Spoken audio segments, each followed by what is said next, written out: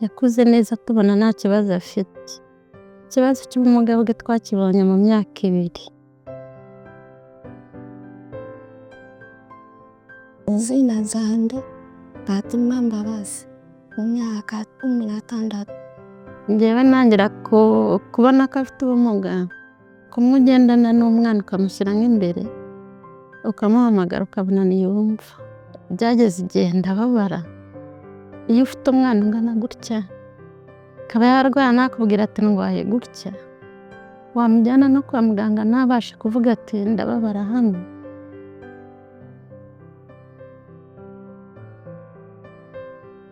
Twaje kumutangiza ishuri yo mu myaka 3 tuvuga ati wenda ni ugutinda kuvuga, akageza no ku ishuri biranga.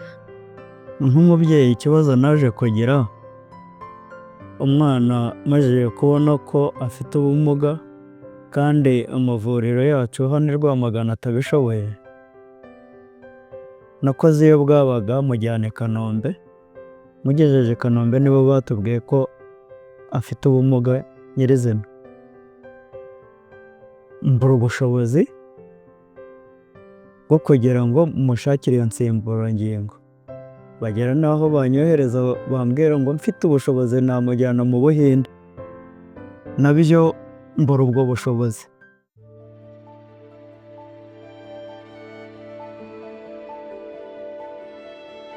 Mashini uburyo twazakiye twebwe zafashije umwana wacu kumva, ni nk'uko wabyara undi mwana ukamubona akaza mu rugo. Muri icyo gihe sinamutumaga, niyo natekerezaga kumutuma numvaga hari ikiri bumuhungabanye mu nzira ntabashe kunsobanurira. Ariko ubu ngubu ikinshimishije kugeza ubu, mbasha kumutuma mu isoko akaza mbona ko ibyo nanamutumye yabikurikiranye yabizanye. Ejo nshobora no kwisanga yageze no mu itorero ry'igihugu. Afite n'abana b'inshuti ze benshi cyane, kubera ko abasha kuganira nabo bakumvikana, akareba ibyo avuga wenda bikigoramye, ariko hari n'ibyo avuga byinshi byumvikana. Itandukaniro nyuma y'uko umwana wacu abonye twuma ryabaye ryinshi kuko ryatumye yisanzura, nawe yumva ko nta tandukaniro afite nk'iry'abandi.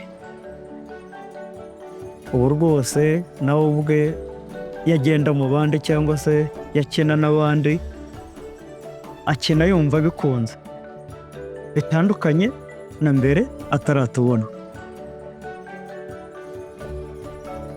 Nifuriza umwana wanjye ni uko yakwiga, akiga akarangiza, akaba yaba muganga cyangwa se yaba n'ikindi kintu icyo ari cyo cyose.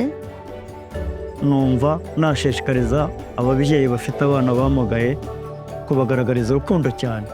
Turashimira Leta y'u Rwanda na UNICEF, turifuza ko n'abandi babyeyi bafite abana bamugaye nabo byabageraho.